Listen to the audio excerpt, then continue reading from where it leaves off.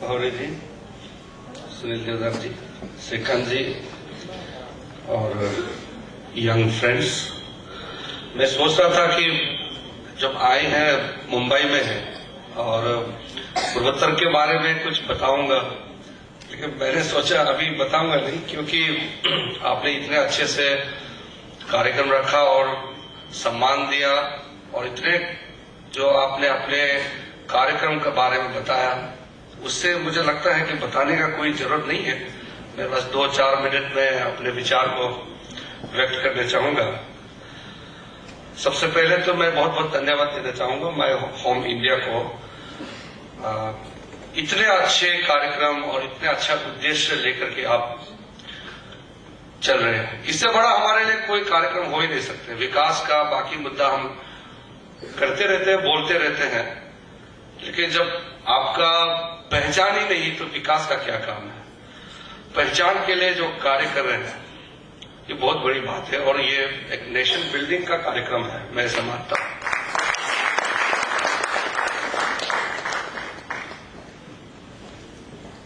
North east में जब आप जाएंगे तो एक चीज आपको पता लगेगा कि हमको पता है भारत क्या है, हिंदुस्तान क्या है।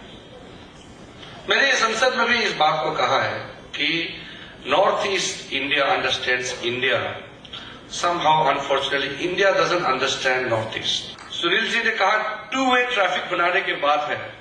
ये वाकई में ट्रैफिक 2 वे होना चाहिए और ट्रैफिक चलना चाहिए, और उस ट्रैफिक को किस तरह से आगे बढ़ाना है, हम सब मिलकर के इसका योगदान कर सकते हैं, ताकि आपने जिस मुहिम को छेड़ा है हम सब मिलकर के उसको साकार करेंगे।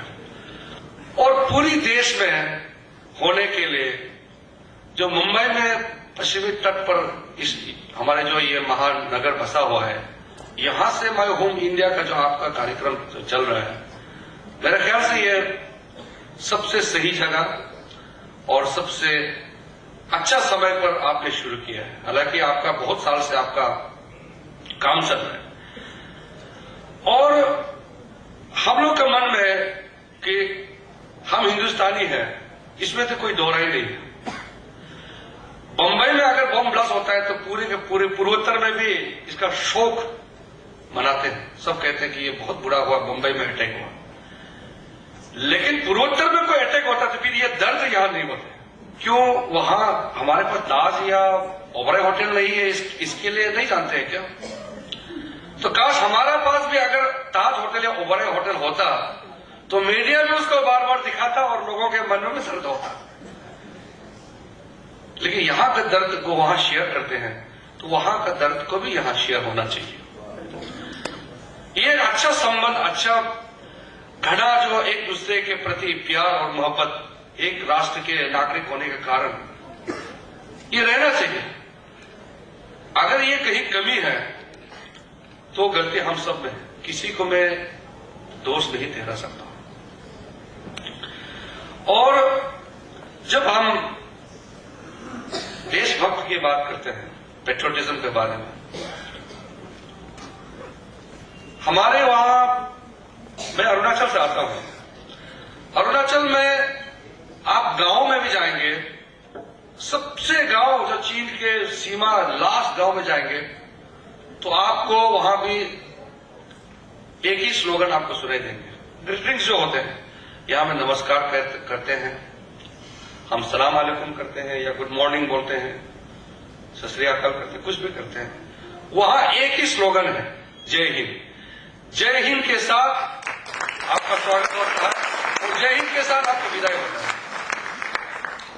तो जो सुबह से शाम तक जिंदगी भर जिसके जहन में सिर्फ जय हिंद नारा ही रहता है, और उसको सुनील जी कहा, अगर उसको फॉरेनर समझ करके अगर उसको पूछ देंगे कि आप किस देश से आए हैं, तो जीवन भर की तपस्या में चोट पहुंचता है। तो इसमें कोई दोहराई नहीं हो सकता है कि पूर्वोत्तर में राष्ट्र भावना जो होते हैं, पेट्रोटिज्म में कोई कमी है। आज मैं दिल्ली या मुंबई में या चेन्नई में मैं ये कह सकता हूं कि हम इंडियन बाय ब्लड ज्यादा है, इंडियन बाय बिहेवियर नहीं है।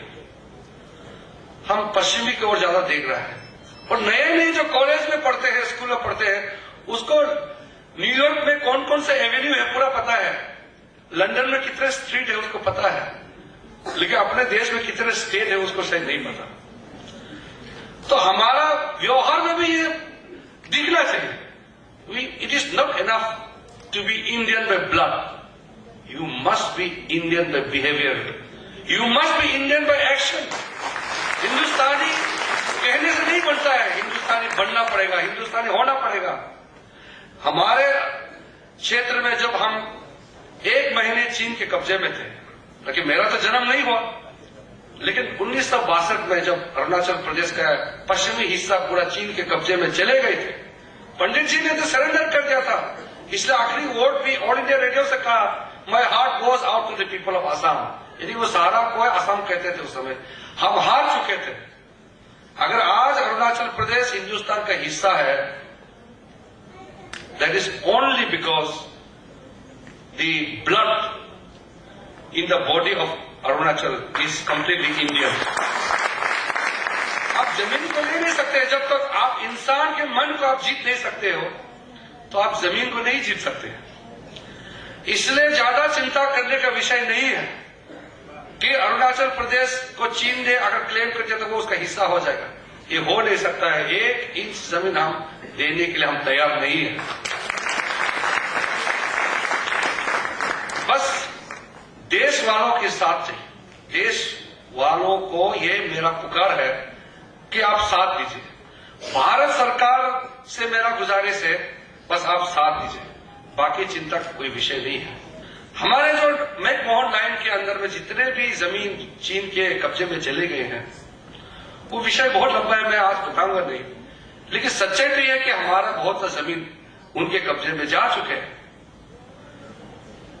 सीधा मेरा यह कहना है कि आसाम और अरुणाचल के बीच में मोरकोंग सेलेक्ट एक पोस्ट है जहां पे रेलवे लाइन बिछाया था अंग्रेजों ने। आज से कितने साल पहले जब हम अंग्रेजों के अंदर में हम थे, तो उन्होंने वहां रेलवे लाइन बिछाया, और वो रेलवे लाइन हम आजादी हो गए कितने साल, 62 साल पार हो गए, 1 इंच रेलवे लाइन आगे बढ़ नहीं पाया। अब कौन बचाएंगे मैकमोहन लाइन को? कहां से हम अपने आप को प्रोटेक्शन करेंगे? चीन के आर्मी वहां हाईवे बन गए, वो आ गए, वो पहुंच गए, वहां तैनात हो गए, और हमारे बेचारे हिंदुस्तानी सिपाही 5, 6, 7 दिन पैदल अपने कंधे पे गोली, बंदूक और खाने पीने का सामान लेकर के वो चलना पड़ता है। क्या करेंगे वो देश के लिए?